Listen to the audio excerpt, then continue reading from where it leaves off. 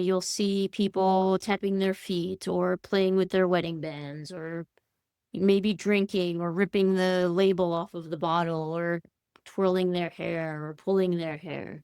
These tiny behaviors, these very innocuous things from far, actually have big meaning. And that's what I want to kind of get into today is that they reveal, or they can reveal, or they can be used to reveal discomfort in all of its forms. It could be fear, it could be shame, it could be nervousness, it could be stress, anxiety, maybe even boredom or tiredness, right? And so in our own lives, all of these little behaviors that seem like nothing are actually signals, right? And then so as writers, if we know that and if we understand that, we can start using these tiny behaviors to plant the seeds of big meaning for our readers.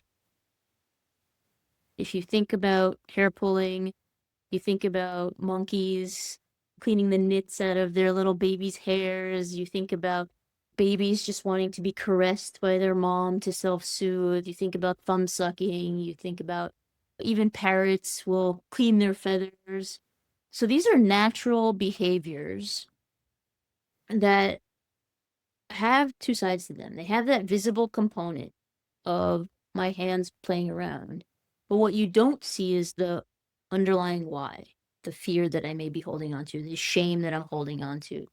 And this is where we can go ahead and now start playing with this idea of not just body focused repetitive behaviors, but also other tells, and start playing with them and using them as writers to help carry the story without saying too much, right? It's all in the action. These behaviors sort of mirror the emotions that someone's feeling. But your reader's gonna just be seeing what you allow them to see, right? That tip of the iceberg. And then how can we also, through our writing, allow them to see what's happening under the water? So that visible is what your character's saying, what they're doing, what's happening to them. But the invisible is what are they feeling? Why are they feeling that way? And telling that story through these behaviors. So these are a couple of the ways to use the character tells. I think, that idea of grabbing and using, rather than just saying, oh, I'm nervous, I'm angry, I'm excited, like using the physical behavior to express that so that it's coming through the tell rather than just telling them.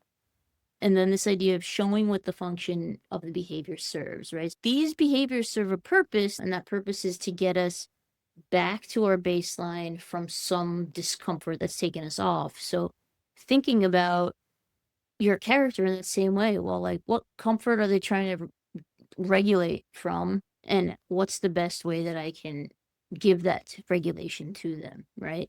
In this moment. And ideally picking something that you can leverage as an ongoing tell so that the reader starts picking up on it and starts knowing before, like the reader can become a detective in a sense through the story. And then, like I kind of just mentioned, this idea of letting the behaviors evolve as the character does. So it could just be a subtle thread line that shows as they're going through their overarching character arc of problem, solution, spiral back down, back up, that this is also taking a similar sidebar arc in a way. And then, of course, if you do choose a tell that's a mental health condition, to just be mindful of writing about it in a way that allows fair representation of these kinds of conditions and making sure that, acknowledging a lot of your readers, these are estimated 1 in 20 people have these conditions. So that idea of just making sure that we're going to address these conditions in a way that is respectful.